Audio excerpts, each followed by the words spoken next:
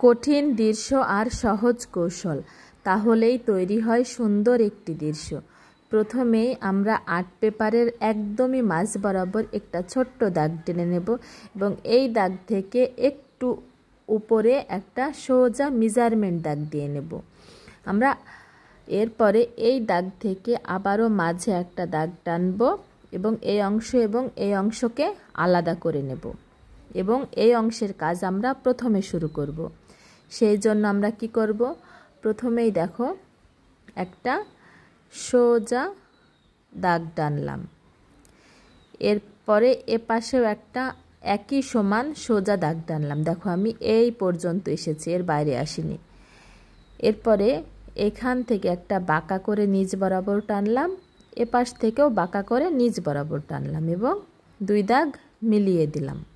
এখান থেকে এই বরাবর একটা দাগ টেনে এইটাকে এখন আমরা ডাবল করে দেব। দেখো এটা আমাদের একটা চালা হলো, একটা ঘরের চালা। এরপরে এই ঘরের আমরা মোট 3টা খুঁটি বের করব এবং 3টা খুঁটি একে অপরের সাথে লাগিয়ে দেব। একটা ঘর কমপ্লিট। এরপরে একই নিয়মে এখান থেকে একটা বাঁকা করে দাগ টানবে এবং এই পাশে একটু বড় করে টানব এবং এই যে সমান করলাম এবং এই দাগটার মতন এইটাও আমরা ডাবল করে দেব। এখানেও একটা বাঁকা করে টানলাম এটার মতন করে এবং মিলিয়ে দিলাম।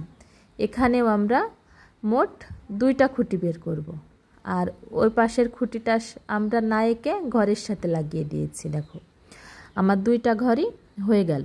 এখন আমরা এই ঘরের নিচে চিকন করে দাগ টেনে দেব দুটো ঘরের নিচে এবং ঘরের ধারিটা এঁকে দেব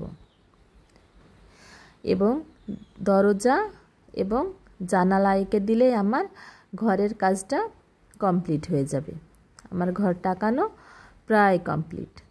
এরপরে আমরা এই ঘরের পিছনে একটা কলা গাছ আঁকাবো। সেই জন্য একটা বাঁকা করে এখান থেকে ধরে টানলাম, মাথায় থেকে নিয়ে আসব, কোনা করে দেব, আবারও টানলাম, কোনা করে দিলাম, আবারও টেনে দিলাম।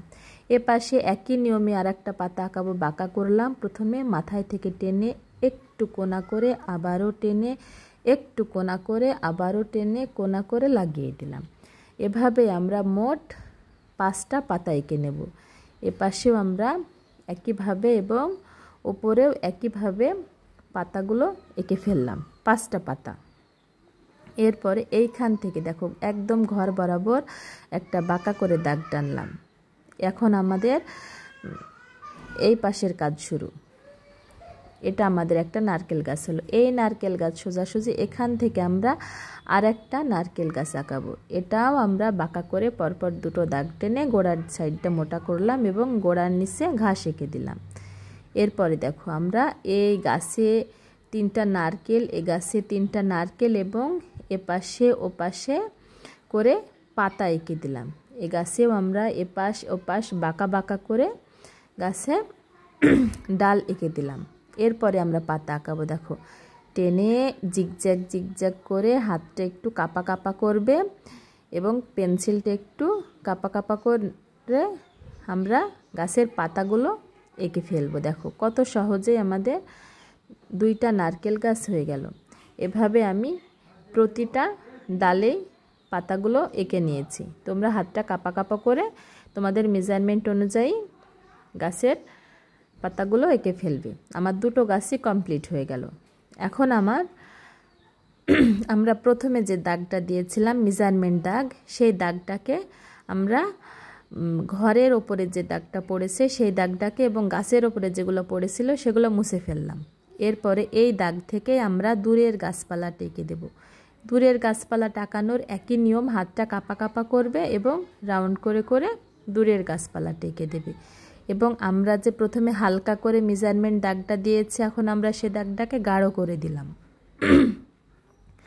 এরপর আমাদের এখান থেকে ধরবো, ওপরের দিকে টেনে নিয়ে আবারও নিচ বরাবর নামিয়ে নিয়ে আসব।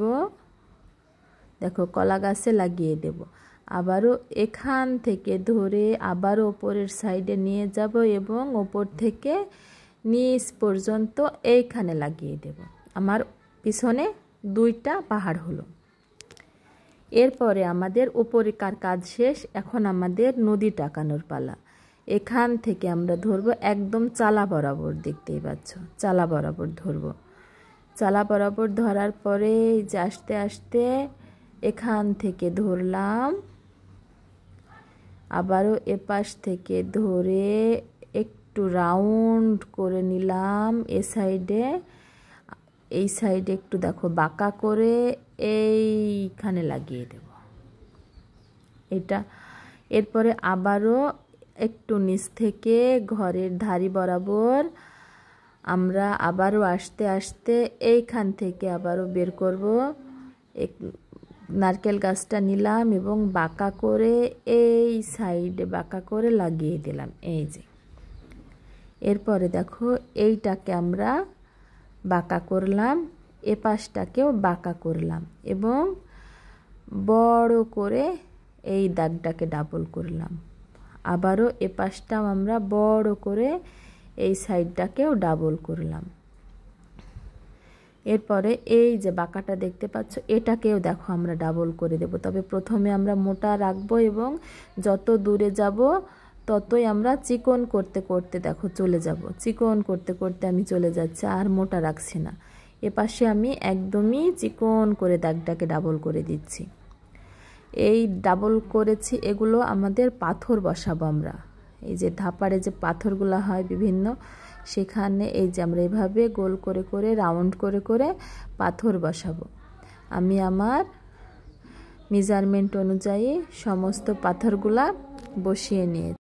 দেখো আমি আমার মেজারমেন্ট অনুযায়ী ছোট্ট ছোট্ট গোল এঁকে দিয়েছি। তোমরা এভাবে ছোট্ট ছোট্ট করে পাথর রেখে দেবে, গোল আঁকাবে, তাহলেই হয়ে যাবে।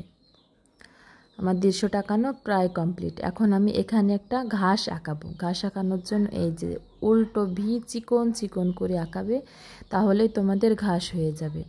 এবং দেখো আমি ফুল আঁকিয়ে দেবে, একটু ঢেউ কেটে ছোট্ট রাউন্ড করবে এবং মাঝে একটা করে নোক্তা দিয়ে দাগ টেনে দিলে আমাদের ঘাসটা হয়ে যাবে। এরকমই ঘাস আমি এখানেও একটা আঁকিয়ে দিলাম। দেখো একইভাবে একই নিয়মে এখানেও আমরা ছোট্ট ছোট্ট কিছু ঘাস আঁকিয়ে দিচ্ছি, এপাশে ওপাশে করে করে তোমাদের মেজারমেন্ট অনুযায়ী তোমরা আঁকিয়ে ফেলবে। আমি যে মেজারমেন্ট দেখিয়েছি সেই মেজারমেন্ট অনুযায়ী আঁকালে তোমাদের দৃশ্যটা ঠিক এরকমই হবে। রং করলে আমার দৃশ্যটা আরও লং হয়ে যাবে, এই জন্য আমি রং করতে পারিনি। তাই রং করার পরেই আমি সরাসরি তোমাদের পিকচারটা দেখাচ্ছি। আজকের মতন এখানেই বিদায় নিচ্ছি। আল্লাহ হাফেজ। আর আমার চ্যানেলটাকে সাবস্ক্রাইব করতে ভুলো না।